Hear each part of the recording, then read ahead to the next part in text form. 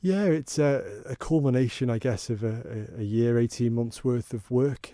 We've launched Sporting Club Isle of Man, which we hope will be it is a community-owned members club. The driver really for this, I guess, is to find a way to build a stable of sports teams that the community owns and the community feels is part of them. And this model is the way that we found to do that. And one of the teams some people may be aware of already is FC Isle of Man, and that team will hopefully be playing in the English leagues next year. But the sporting club really is our way of saying this is happening, and this is your way of getting involved really in the journey of the football club, but also in the journey of some other of the teams that are going to be announcing in the next few weeks. So just from a structural point of view, how does that work with FC Isle of Man? Yeah, it's an important point really. So when we looked at how we could get the best bang for our buck with regards to the FC Isle of Man project, we felt it was really important to find a way to not rely on a billionaire and not rely on a company with a load of money, which a lot of clubs do, of course. I should add. And you know, I think there's a feeling certainly within football fans and the world of football that this commercial kind of capitalist model is disenfranchising them from the game, and we certainly didn't want to start up that way and avoid it for as long as possible, if not forever. So when we're looking around about how the club could be owned and structured, a community trust or a community benefit society was the best way that we could do it, and that's been a well trodden path with FC United and Brentford and Tranmere and loads of others, but it's also a well trodden path in Spain and Germany and Portugal, where it's probably taken on to another level. There's only the company structure in the Isle of Man doesn't allow us to do it in the way that they do it in England. So we're in the process of, we've got a members club, which is Sporting Club Isle of Man, which will be a charity in the near future. And that club owns 100% of the shares of FC Isle of Man.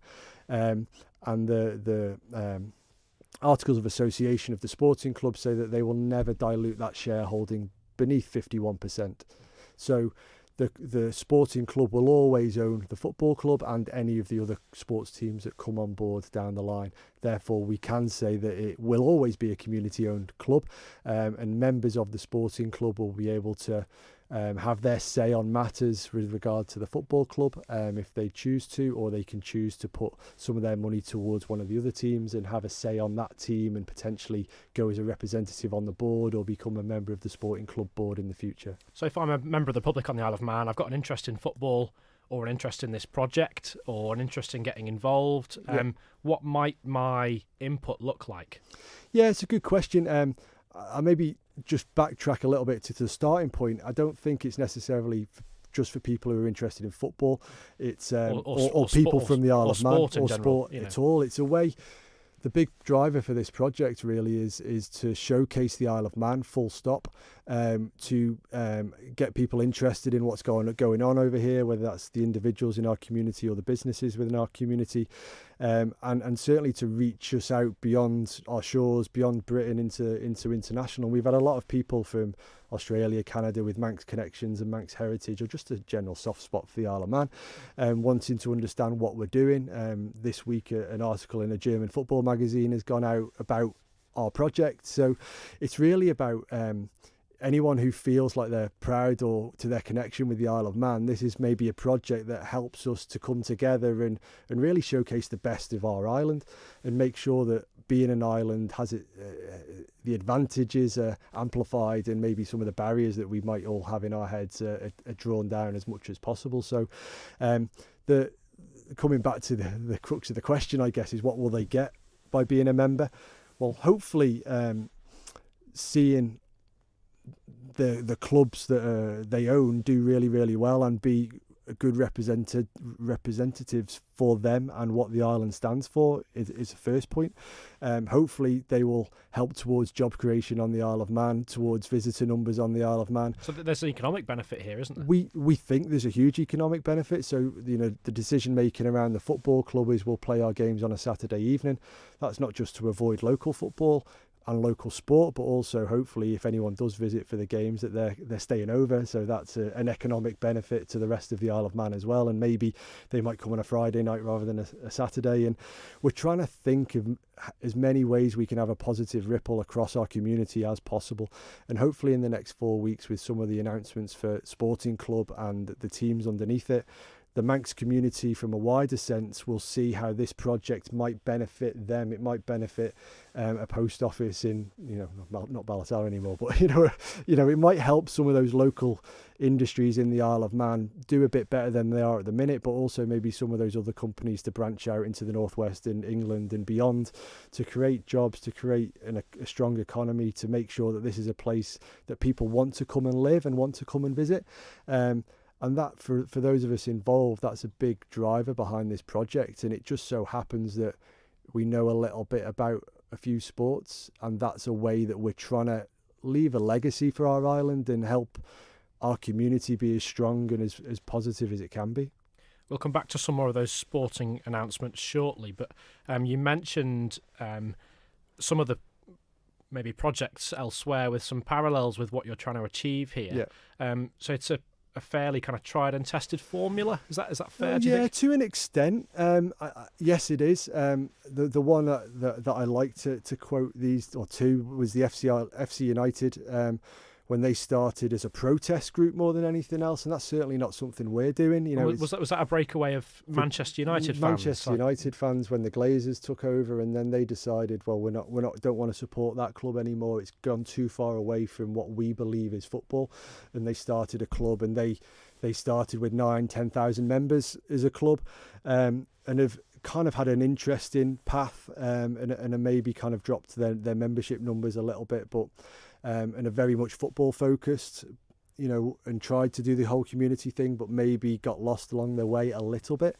So we've learned a lot from that. But the one I like recently is ICYMI, which are a Spanish Premier League side. They come from a population of 27,000 people, and they play against Barcelona and Real Madrid every week. And they've got 67,000 members worldwide. And they're one of a number of teams in Europe that have this community membership model that do exceptionally well. There's lots of teams from small islands who are competing at a very high level, not just in football, and they tend to do it with this kind of community membership model. So we believe that there are enough people, not just on the Isle of Man, who care about our island and its prospects for the future, but enough people across the UK and beyond who have a real soft spot for this place or some heritage or connection that might feel like paying £20 a year is not a bad way to give something back and have that connection back to the Isle of Man, with a sporting journey linked to that, which they can keep track of on a week-to-week basis, and all the emotions that kind of goes with it, I guess. So we'll come back to the mention you've made and the mention that was made in press releases and things about future plans to announce men's and women's teams from other sports. So we're not just talking about football here. Yeah. We're not asking about the specifics of those announcements, yep. But there are bigger branches to this then, which is looking to build the project. Yeah, for sure. I mean, the FC Isle of Man part of the project is a huge undertaking, and has been 2 years in the making, really. But we also wanted to signpost people to the fact that this is a bigger project. It is beyond football. We've chosen football as the first team, or football chose us in some ways, because we feel there is that potential to generate enough of a surplus to give back into the local community. And having been involved in football in England and on the Isle of Man, football isn't always seen by everybody as the most positive influence in society, and this was an opportunity for football to be a very positive influence within our society, and that's a key driver. But we also wanted, when we launched the Sporting Club, to take the community on this journey, that actually it's bigger than football, and by having another sports team or another couple of teams from another sport alongside it, then maybe more members of our community will help to understand, or be helped to understand, our intentions and why we're doing what we're doing. And it's not just about putting 11 players on a football pitch. I mean, it could be, we could have done everything like that, but we've chosen to go a more I guess, convoluted route, but ultimately, hopefully, one that has a bigger impact and a bigger ripple for all aspects of our community. Watch this space, really, isn't it? Very much so. Yeah, it's exciting times. These projects the teams are only possible if the community backs it. As I say, we don't really want to be reliant upon one benefactor or two benefactors, because that's not a sustainable model, and then it becomes about potentially meeting their needs rather than the community's needs. So if we're able to do an IBAR and get 67,000 people backing this, and they don't all need to live here, then we can create something that has this, not just a sustainable sports teams, but also sports teams that are able to give a huge amount back to our community, get involved in charitable projects, start to make donations back into our community, and build social capital on our Isle of Man, because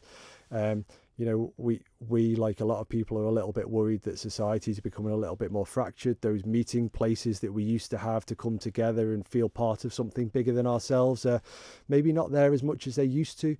And hopefully the bowl with 3,000 people there once every 2 weeks or every 10 days is a place where we as an island can come together, regardless of our background or our ethnicity or whatever else it is. We can just come and celebrate being here at this moment in time and all the great stuff that's going on. And the football club hopefully will be a beacon for that, and then some of the other teams that will come on board in the future will do it in a different way.